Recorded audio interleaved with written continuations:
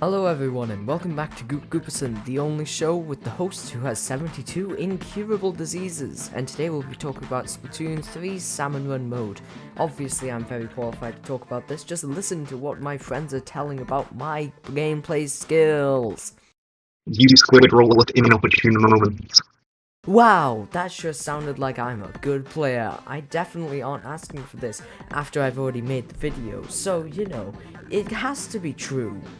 Let's get on with it.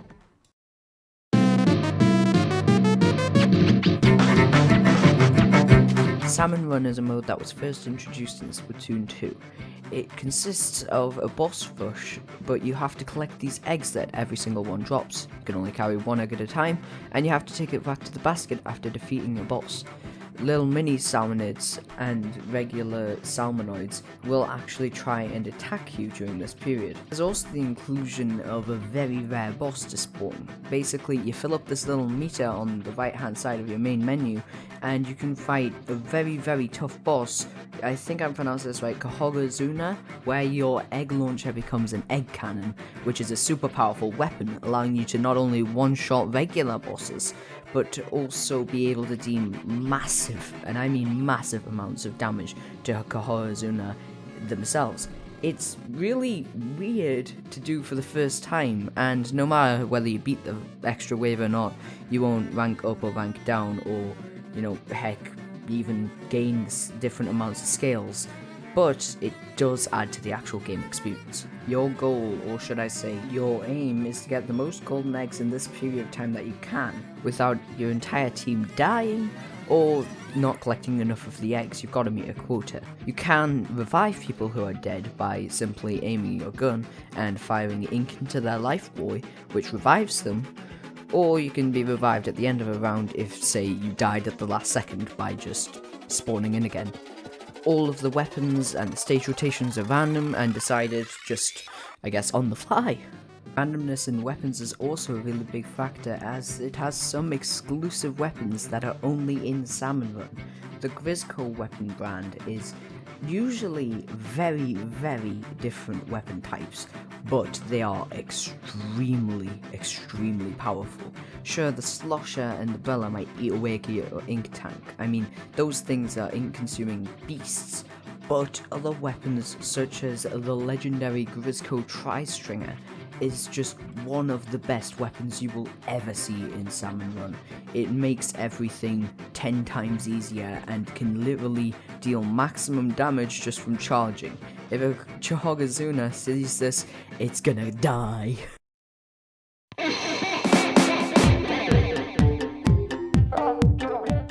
Salmon Run is so fun because of the fact that it's so random.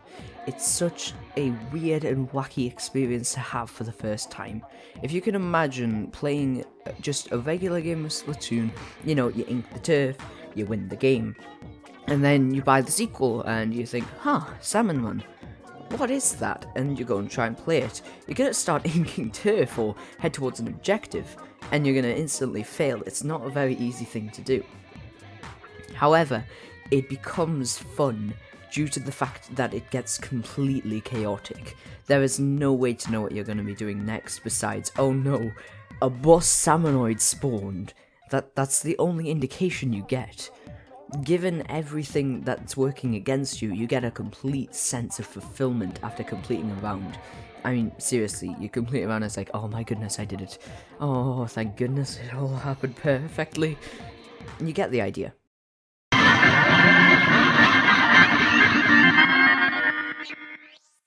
The true aspect of Salmon Run has to be its random essence, however. It gives you a set of 4 weapons per day that you'll cycle through within a round of Salmon Run. And the stage is determined from, well, at time of recording, only 3 or 4 stages. And these 3 or 4 stages are all built purposefully for Salmon Run, but the weapons are always completely random, just picked out of pools of whatever. This means that sometimes you get really good weapons, such as you get a dynamo roller, which absolutely wrecks all of the salmonoids. It's really unfair to them. But on other times you'll get a nozzle nose, which is okay for precision, but if you get overwhelmed and you're gonna die.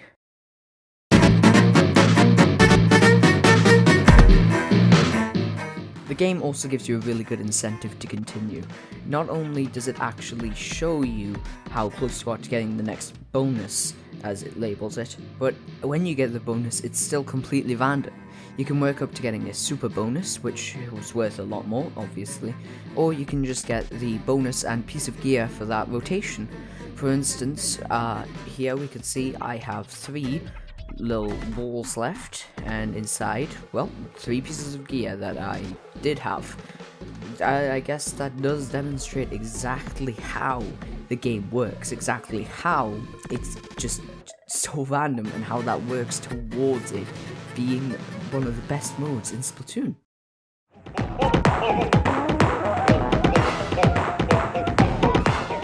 This all comes to say that Salmon Run is one of the best modes in Splatoon. I know I'm repeating myself here, but the amount of fun you can have out of simply playing a few games, ranking your level up, disconnecting, leveling down, getting annoyed at the game, leaving it there for the day, then picking it back up the next day and going, ooh, salmon, and playing another round with new weapons. It never gets old. It's always a fresh experience, as long as, you know, you give it some leeway. Of course, there's only so many stages and so many weapons it can cycle through, but the ones it does cycle through are good. Thank you so much for watching that video. I know it was a bit shorter than usual, but I do feel like I got a little bit of information packed into it. Thanks to anyone who subscribed to the last one as well. It really does help out, and honestly, it's keeping me motivated going through and making these videos. This one took a bit longer to make than I'd like to admit, but hopefully, well, I think it's the best one that I've made so far. But yeah, thank you very much for watching, and I hope to see you later. Honor and pleasure as always. Goodbye.